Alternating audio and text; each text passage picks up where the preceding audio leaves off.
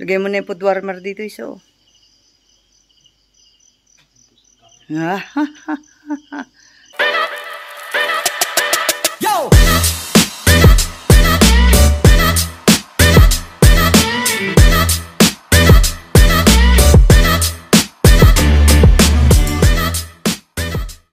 Hey! Isa na naman pong event ang aking natagpusan at muli ay maraming pumuri at nakaganda dun sa aking setup ng wedding. Ang wedding ni John and Kate Gonzalez. Bali, ito ay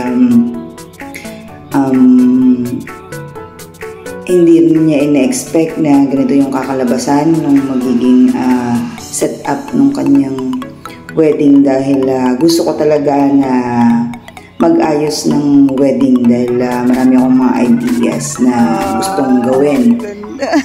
So, swerte ni Kate at sa kanya ko unang na-i-apply itong matagal ko ng pangarap na decor sa taas ng lamesa ng presidential. So, ayan, madaling araw na yan, siguro mga 5 AM o 4:30 nung lumabas yung ganyang setup. So, balik ako ng 10 AM dyan dahil 1 AM parang naman 1 AM yung wedding nila.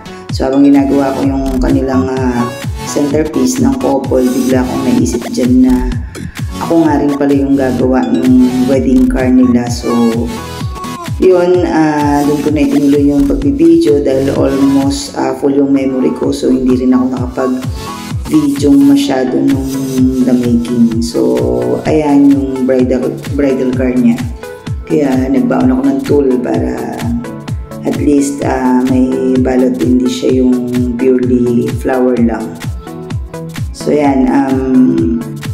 Siguro nakagawa na rin ako ng bridal car dun sa pamangkin ko, pero ito yung talagang pinagawa din sa akin ni Kate. So, medyo ginandahan natin yung sa abot lang naman na makakaya kasi hindi pa naman ako ganun ka-expert pagdating sa mga ayusan ng mga flowers na ganyan. So, kung ano lang yung alam ko na pwedeng gawin na maganda. So, yun lang. Siguro pag nagtagal baka sakaling matuto na rin ako. Kung nakikita nyo nag-rag ako dyan. Kasi 2 hours lang yata yung tulog ko. Pinangunan ko yung bridal bouquet kasi hindi ko na rin siya na-i-video dahil yung bridal bouquet gagamitin dun sa pictorial. So, ginawa ko muna siya. Then bago ako pumunta dyan sa reception ulit para ituloy yung pag-aayos dun sa wedding reception. Bali, iniwanan naman namin siya kaninang madaling araw ng 6 AM ay almost 85%, 90% naman ng tapos. So, ayan. Sana nagustuhan ni Kate. Ayan na yung tapos na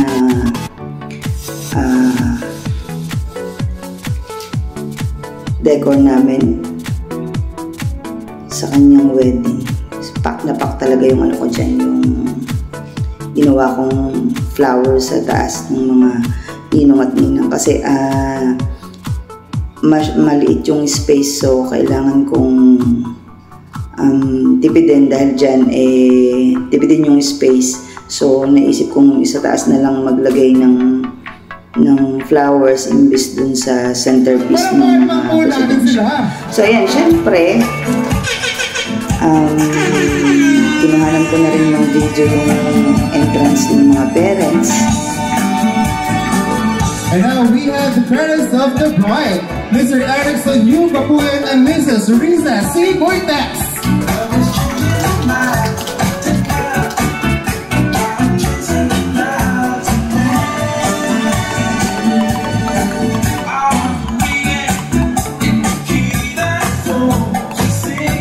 Entourage in their TikTok challenge.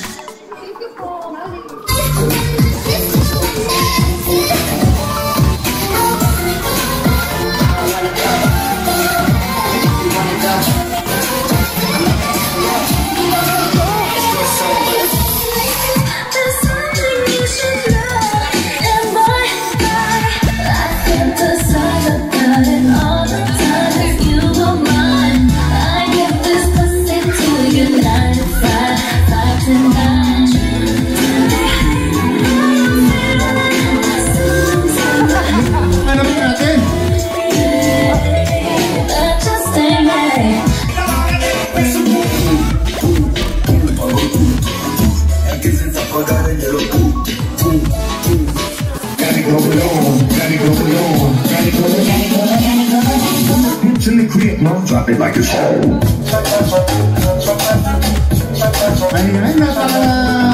ganado naman nila.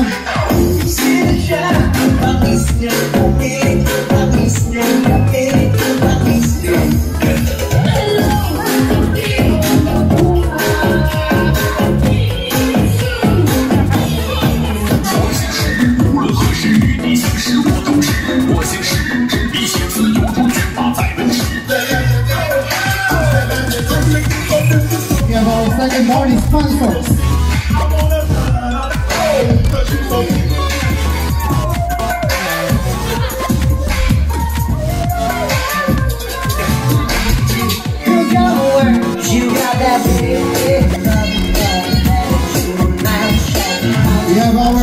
Ayun, dahil nga si Bright ay mag-artihan at mag-arting din sa Baking Design si Iway. So, meron din kaming pasabog sa kanyang entrance. Para naman si Bright ay medyo na-highlights yung kanyang pag-entrada dun sa entrance. So, yun. Oh, pasabog, creative design. Hindi lang basta sa design nagpapasabog ang creative design. Nagpapasabog din tayo sa program na pwede natin idagdag sa kanyang wedding para masaya. So yan, hindi ako makapaniwala talaga na yung gusto kong ayusin na naiisip ko, gusto kong gawin, eh natuwa naman ako. Nakita ko siya talaga ng personal. So hanggang sa nakauwi at ako bago ako matigo at mag-start yung wedding, talagang sobrang tuwan-tuwa ako na umabot na sa puntong naiiyak na ako. Tapos yan, masaya sila talaga dyan. No? Na-enjoy naman nila yung wedding cake. So ayan, sa mga abay, ayun na, nabugbog na yung yung ginawa kong bridal bouquet. Hindi ko na siya video, hindi mo lang siya napicturan. Pero ganun pa man, pak na pak hanggang gabi ang aking stage at ang aking effect na paggapang sa taas. Yan. Yan ang gawang 3K design. In 3, 2, 1, go! Ayan, tanggal ka din. Ayan. Okay, next. 3, 2, 1, and go! Ayan. Fatima, dahil dyan, may regalo ka sa akin. Ito ay hair treatment package. Ayan.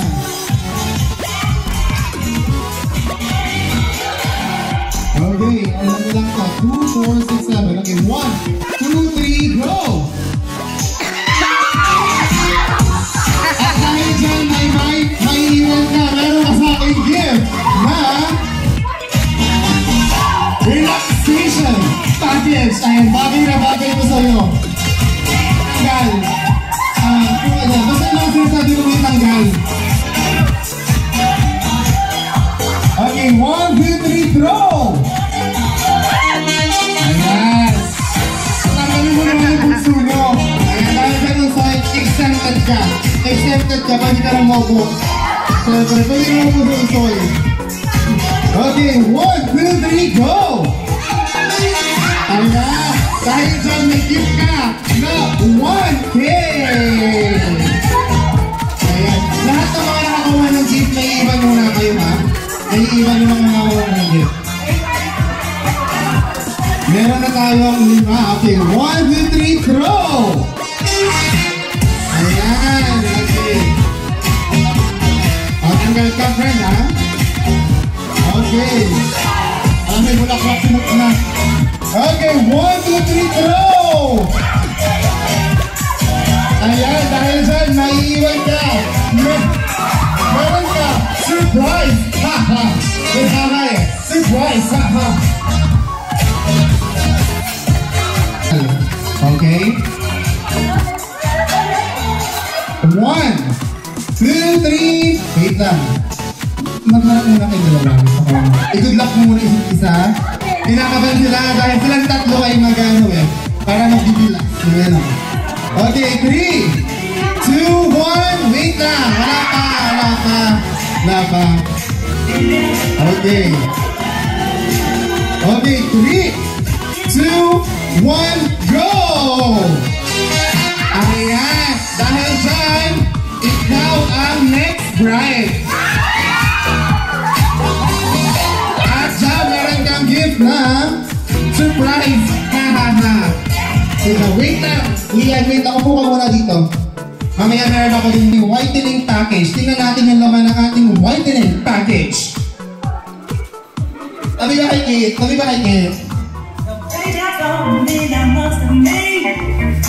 Ating pong whitening package ay may laman na. Ayan!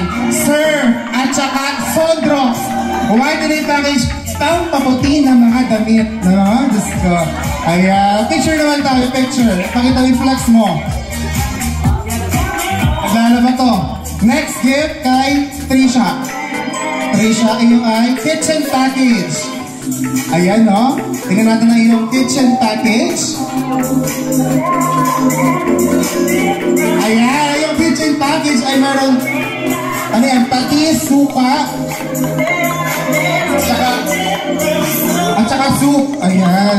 Ready na rin tong magluto. Next tayo kay Fatima.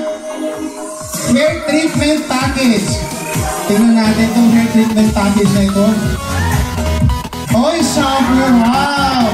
Nagamit sa kanyang appointment. Sign daw yan, Fatima. Maligo ka na. Ay, joke lang. Next we have Marian relaxation package.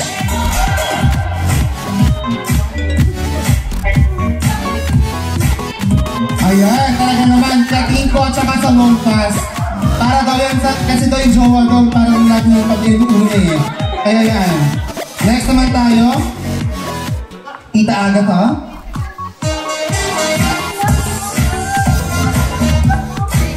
$1K, really $1K na yan. 1 pack pala ng knickknacks. So, ayun. Thank you, bro. Thank you. At hindi mo ako binibigo na lagi akong nanalangin bago ako mag-set up na sana ay maging maayos. At napalabas ko yung gusto kong gawin. Thank you, bro. Thank you, Mr. and Mrs. Gonzales. Sana nagustuhan nyo yung pasabog ni 3K Design sa event nyo. Yun lang. Thank you. Sana may mga sumunod pang event. Thank you.